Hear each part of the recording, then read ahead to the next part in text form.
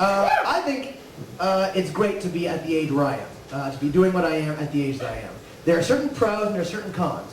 One of the cons is when you're 24 and 25, your main purpose in life for me is don't live with my parents. Whatever I do, don't live with my parents. And so you kind of move in wherever you can.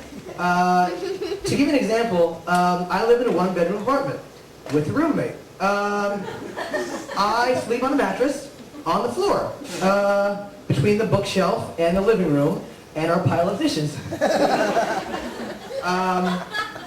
It's kind of like, remember when the Americans stormed Afghanistan and the Taliban war, and like you saw the cameras and it was just like roomfuls of like dirty Islamist guys with just like dirty Islamist guys underneath the dirty Islamist guys?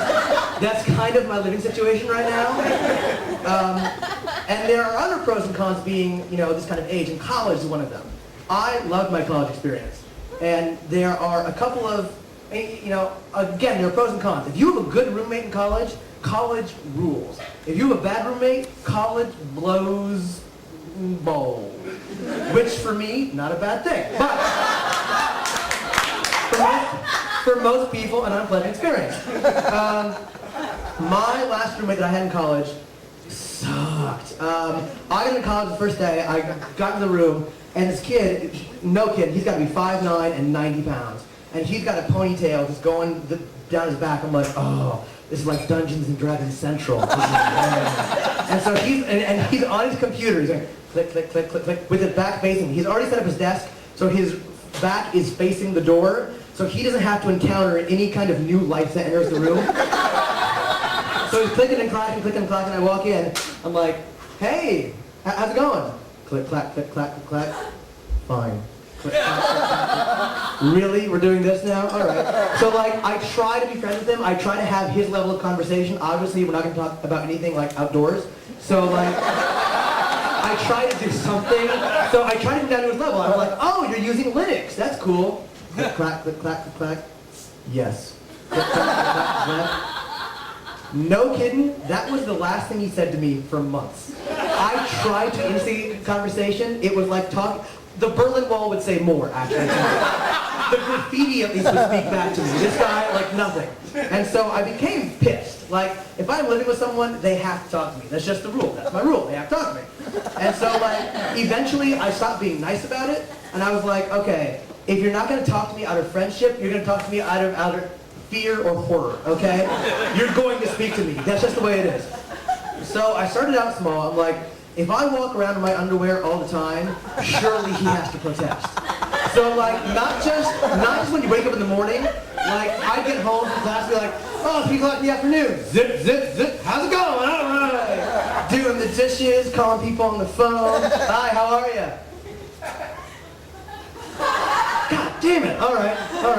So, you know when you slip your boxers on, and if you're not careful, there's a little hole in the front, and you pull it up, and it's like, oh, Mr. Beepers. So, rather than doing that accidentally, I did that consciously, so that I'd wake up in the morning and be like, it's a great day, woo! And then I wouldn't put it back in. I just kind of walk around the room, be like, oh, go and take a shower, dope-de-dope, yes we are, dope-de-dope, dope-de-dope, and like, I could tell he was obviously super uncomfortable. He was just kind of cringing as he typed, you know what I mean? But he wouldn't say anything. He refused to acknowledge that I was making the effort. I was getting so pissed. So then I went above and beyond the Call of Duty. I was like, all right, I'm going to have a visitor over. In fact, he knows I'm a homosexual. Just to throw him off, I'm going to have a lady over.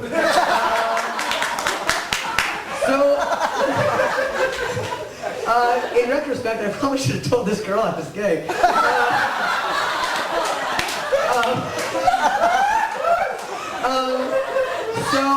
So we get over, and he goes to bed at midnight. So I'm like, come over at midnight. And so she gets over at midnight, and like I make sure to keep the lights on. So he's trying to fall asleep. The lights are blinding, and like we're not doing anything, but we're just like cuddling, and like the blankets are moving, like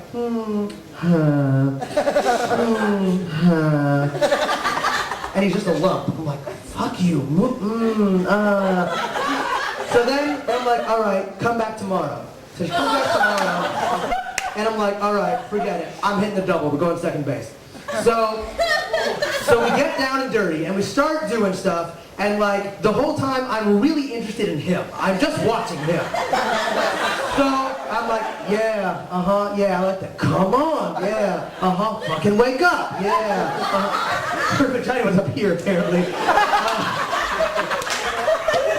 And he was kind of shifting, pretending he couldn't hear what was going on, but the room was like from here to here, okay? He was like within, I could have reached out and been doing both of them at the same time.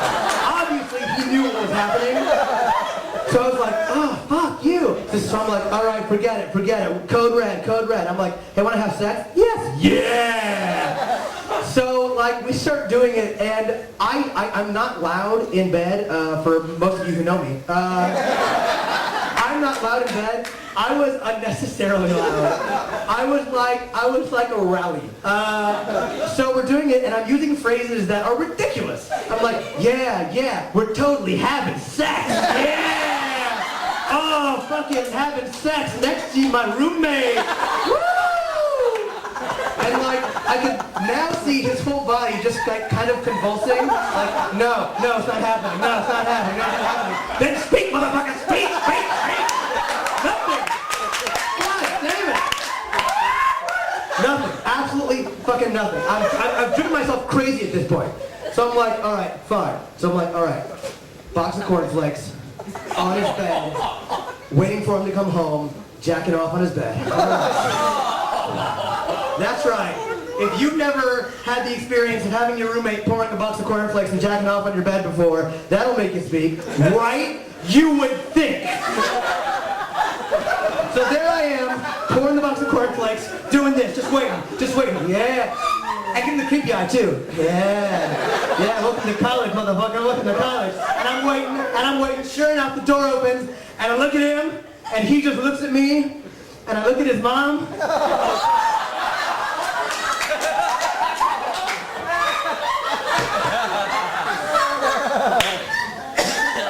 And I'm finished.